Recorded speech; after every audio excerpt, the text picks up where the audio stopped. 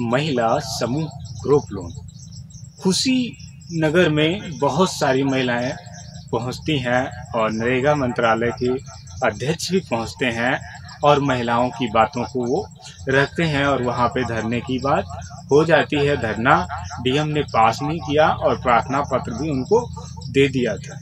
ना तो उन्होंने ना कहा, ना तो उन्होंने हाँ कहा। उन्होंने सभी लोगों ने, औरतें भी वहाँ पे 4-5 हज़ार की जनसंख्या में वहाँ पे पहुँच गई, अपनी अपनी गरीबी की गुहार लगाने लग गई। किस प्रकार से ये महिला समूह ग्रुप लोन की रिकवरी एजेंट लोगों पे अत्याचार कर रहे हैं, उसकी गुहार कैसे ये महिलाएं लगा रही हैं। आप देख रहे हैं इस समय में काफ़ी सारी वीडियो महिला समूह ग्रुप लोनों की रिकवरी एजेंटों की किस प्रकार से हरकतें क्या करते हैं। कहीं भैंस छोड़ ले जाते हैं दरवाजे पे से, कहीं बकरियां छोड़ ले जाते हैं, कहीं घर से पंखा निकाल ले जाते हैं, कहीं घर के गैस चूल्हा उठा ले जाते हैं, कहीं घर में बासन वगैरह पड़े होते वो भी उठा ले जाते हैं। कहीं कहीं पे तो मैंने लोगों को देखा है कि टीनी भी खुलवा के वो बिचवा दी। ये रियल है, ये रियल भी है और सुना भी है, ये रियल भी है और सुना भी है और कहीं कहीं बारे में वीडियोस ये देखा भी गया है। बहुत सारी खबरों में देखा गया है कि कैसे कैसे अत्याचार करते हैं। एक घटना में मैंने वीडियोस देखा था तो उसमें रिकवरी एजेंट एक महिला समूह लोन लेके रखी हुई थी, तो उसकी हाथ पकड़ करके, चल साली मैं तुझे आज लेके जाऊंगा, तुझे आज मैं लेके जाऊंगा, पैसे तूने मेरे किस्त क्यों नहीं दे रही है। जैसे उसके बाप ने पैसा दिया था। किसी सेठ का यदि पैसा है तो क्या वो ब्याज नहीं लेता? क्या वो ब्याज नहीं लेता है? पहले मुझे बताओ। ब्याज नहीं लेता? ब्याज अपना माफ करता है कोई सेठ? कोई बैंक आज तक में माफ किया? किसी सेठ ने आज तक माफ किया? आप किसी भी सेठ से कभी कर्ज लिए हैं तो उसने क्या ब्याज माफ किया? किसी बैंक से लोन लिए हैं तो उसने क्या ब्याज माफ किया है? तो महिला समूह ग्रुप लोन का सेठ ये कैसे माफ कर देगा? कैसे माफ कर देगा? तो इसका रिकवरी एजेंट फिर ये हरकतें क्या कर रहा है?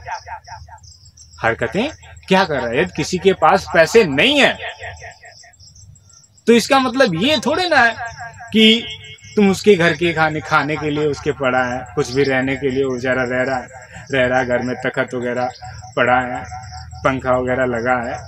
अब वो गरीब इंसान है, बेचारे ने लोन ले लिया है, नहीं अभी है उसके पास में, तो यानी क्या उसके पास पूरे जीवन में पैसा ही नहीं है?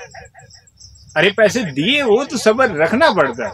सेठ रखता है, गांव घर का सेठ रखता है सब्र, वो आपके ऊपर अत्याचार नहीं करता। और अत्याचार करते हैं जो लोग, वो जेल के सलाखों के अंदर पहुंच जाते हैं, क्योंकि कानून का नियम सभी के लिए बराबर बना। केस हो जाता है रिकवरी एजेंट पे, केस हो जाता है रिकवरी एजेंट पे, तो एजेंट पे कंपनी भी, जो फाइनेंस कंपनी है उस पे भी केस हो जाता है, उस पे भी केस हो जाता है कि इसका रिकवरी एजेंट इस प्रकार से हरकतें कर रहा है हमारे साथ में और ऐसे दुर्व्यवहार से ये बात करता है। कुछ रिकवरी एजेंटों ने मुझसे भी दुस्साहस से बात किया।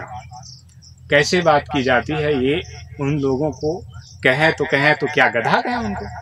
कहें तो कहें क्या उन्हें गधा कहें? जिनको अकल तलक नहीं होती है बात करने की। कहते हैं कि मैं तुमसे लगवाऊंगा, अपने ऑफिस में चल के पूछा, 100 रुपये मैं दूंगा। और दूसरा रिकवरी एजेंट कहता है कि मैं तुमसे कटोरा लेके भीख मंगवाऊंगा। ऐसे क्या इस बैंक के पैसे असूल हो जाएंगे? ऐसे क्या इस बैंक के पैसे असूल हो जाएंगे? क्या सेठ को गरीबों से लड़ना है? सेठ को जनता के साथ में लड़ना है? अरे जनता से तो कोई भी नहीं जीता, जनता से तो कोई भी नहीं जीता, तो ये फाइनेंस कंपनियों के सेठ क्या जीत जाएंगे? जो महिला समूह ग्रुप लोन लेके देके रखे हैं ये क्या जीत जाएंगे? और वो भी भारत की महिलाओं से। कानून सभी के लिए बराबर है और खास करके महिलाओं की सुरक्षा के लिए सबसे ज्यादा अवेलेबल है। और बात इस समय में कहाँ की फैल रही है? सबसे ज्यादा महिला समूह ग्रुप लोन की फैल रही है। सोशल मीडिया पे भी आप देखते हैं कि वहां भी ये बात फैल रही है। कितनी ज्यादा फैल रही है, किस प्रकार से इसके रिकवरी एजेंट दुस्साहस करते हैं, किस प्रकार से घमंडता करते हैं और कैसे ये बात करते हैं। इन लोगों को बात करने का चलन कैसा होता है, बिल्कुल ये समझ लो कि जिसे मूर्ख इंसान कहा जाता है, जिसके पास बिल्कुल अशिक्षा जिसे कहते हैं, अशिक्षा जिसे कहते हैं। पैसा क्या ऐसे असूल हो जाएगा? किसी की तड़पा के जान ले डालोगे, पैसा क्या मिल जाएगा तुमको? तुम्हारी बैंक को मिल जाएगा या तुम्हारे सेठ को मिल जाएगा? पैसा तो नहीं मिलेगा। लेकिन उसकी जिंदगी रही तो तुमने दुष्कर्म नहीं किया, उसने पैसे कमा लिए, उसने पैसे कमा लिए, तो वो तुमको लोन देने में कभी भी हिचकिचाएगा नहीं। उसके पास पैसे हो जाएंगे, बोलेंगे कि उस बैंक ने मुझे लोन दिया था, चलो अच्छा उस बैंक का हम लोन अदा कर देते हैं, अदा कर देते हैं। और इस समय में तो ये सुनने को आ रहा है कि सबसे ज्यादा फाइनेंस बैंकों ने बहुत सारे लोगों को इतने ज्यादा उनकी इनकम सोर्स भी बिना देखे हुए ऐसे लोन को प्रोवाइड कर दिया, उन लोगों को मतलब दे दिया रिकवरी एजेंटों ने। तो इनमें मूर्खता किसकी है? इनमें मूर्खता किसकी है? या तो फाइनेंस कंपनियों की, या तो वो जो नौकर रखे रिकवरी एजेंट, उनकी मूर्खता है कि मैं कैसा रिकवरी एजेंट रख रहा हूँ, किन लोगों को लोन देना चाहिए, किन लोगों को लोन नहीं देना चाहिए।